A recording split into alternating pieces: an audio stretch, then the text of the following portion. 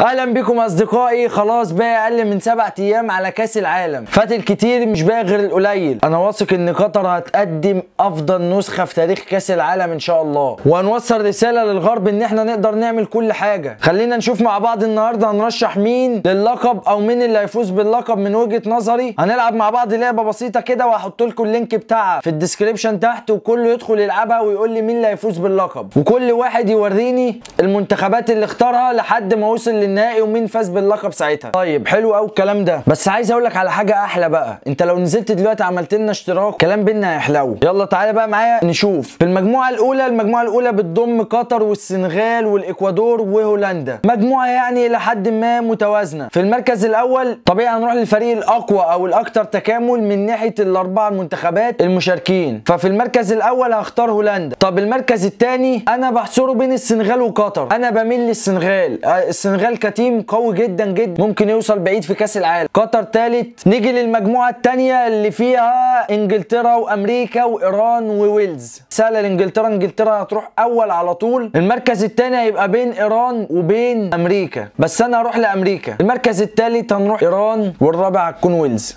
مش فارقه كتير التالت والرابع، احنا بنحطهم كده. طيب المجموعه الثالثه مجموعه ليو ميسي والارجنتين والسعوديه والمكسيك وبولندا. الارجنتين اول مستريح وهي نايمه في البيت، يعني مش محتاجه كلام، يعني هم نايمين في البيت هيبعتوا العيال الصغيرين يطلعوا اول. والله السعوديه برضو كان نفسي تعمل حاجه، بس هو المكسيك مركز ثاني على طول. لا بولندا مركز رابع، ليفاندوفسكي برضو مش هيجيب ولا جون في كاس العالم. المجموعه الرابعه مجموعه فيها فرنسا، الدنمارك وتونس واستراليا. بص هي ما فيهاش مفاجآت كبيره، بس المفاجاه بالنسبه لي مين اللي هيصعد اول من الدنمارك او فرنسا. يعني الدنمارك تقدر تصعد اول في الغالب، انا هروح على فرنسا على طول اول، والدنمارك تاني، وتونس ممكن تقدر تطلع تالت برضو. يلا منتخب عربي يطلع التالت. طيب المجموعه الخامسه مجموعه برضو يعني ما فيهاش مفاجآت، هي فيها اسبانيا والمانيا وكوستاريكا واليابان. طبعا كلبين كوستاريكا واليابان دول كلبين محطوطين كده. الفكره كلها تبقى في المانيا واسبانيا، مين اللي هيصعد اول ومين اللي هيصعد تاني. انا بالنسبه لي هحط المانيا اول، خاصه بعد ما شفت القايمه بتاعت اسبانيا. عمك ميكانيكي بقى بياخد العيال اللي بيحبهم ويطلع يقول لك انا افضل مدرب في التاريخ، وبوسكيتس انا عمال اقنع فيه عشان يلعب كاس العالم الجاي. ايه يا ميكانيكي في ايه؟ يعني انت بتلعب كوره حلوه مع العيال الشباب، كان لازم شويه خبرات زي راموس وديخيا واسباس. هنروح كده على طول لالمانيا مركز اول. طيب المركز الثاني اسبانيا طبعا، والثالث اي كلب في الاثنين مثلا اليابان، والرابع كوستاريكا. المجموعه السادسه بلجيكا وكرواتيا وكندا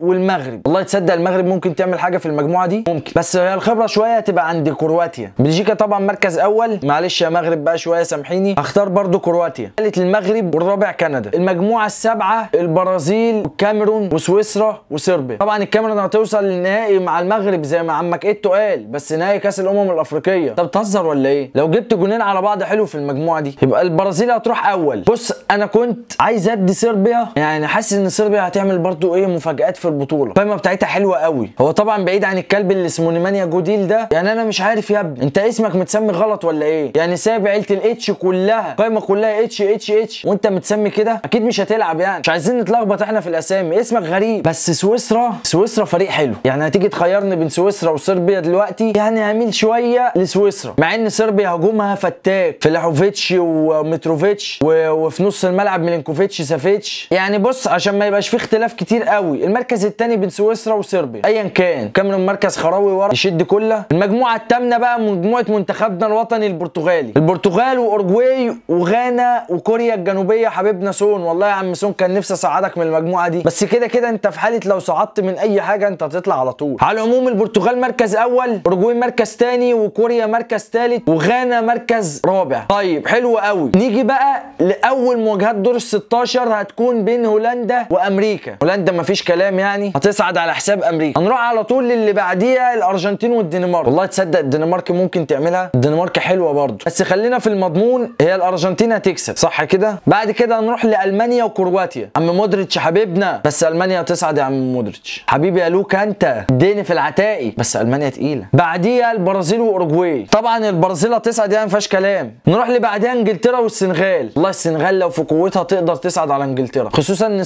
ساوثجيت هو اللي بيدرب. كان نفسي انجلترا بالتشكيله دي يبقى معاها مدرب جامد كده وما ياخدش ماجواير بقى والعيال الشخاخ دول، ونشوف بقى انجلترا دي حاجه في كاس العالم. بس للاسف هو اصلا ما حدش بيحبهم. على العموم برضو انا اروح بصراحه لانجلترا. فرنسا والمكسيك، فرنسا تصعد على حساب المكسيك، يعني مواجهه سهله قوي بالنسبه لفرنسا. بلجيكا واسبانيا، انا اروح لبلجيكا عشان متضايق من الميكانيكي فاروح لبلجيكا بصراحه. بس كان في الطبيعي ان اسبانيا تصعد. البرتغال وسويسرا، البرتغال هتصعد على حساب سويسرا. مواجهات ربع النهائي اللي هو دور الثمانيه هتبدا بهولندا والارجنتين. عمك فان خال المرتعش، بس على طول من غير كلام هتروح للارجنتين وتديها الصعود لدور الاربعه. والمانيا والبرازيل، خلينا في العادي كده ونقول البرازيل هتصعد على حساب المانيا، ده توقعي الشخصي. تيجي انجلترا وفرنسا، ده حوار كبير ده. انا بقول ان فرنسا هتصعد على حساب انجلترا. بلجيكا والبرتغال، هروح للبرتغال. المواجهات بتاعت قبل النهائي البرازيل والارجنتين، يا ساتر ده هيبقى فيها معجنه في قطر، حرب عالميه ثالثه. البرازيل هتصعد على حساب الارجنتين، ده من وجهه نظري. المواجهه الثانيه فرنسا والبرتغال، والله البرتغال برضو ممكن تقدر تكسب وتوصل النهائي، بس برضو فرنسا خبره وكل حاجه انا ارشح البرتغال. هي ممكن تكون هبده شويه بس ايه، انا بحب البرتغال فارشحها، هي منتخب بلدي، فانا بصراحه عايزهم هم اللي يفوزوا بكاس العالم. النهائي برازيل وبرتغال، اتمناها برتغال، بس في الطبيعي مين اللي هيفوز؟ البرازيل. البرازيل هتفوز بكاس العالم على حساب البرتغال. المركز الثالث والرابع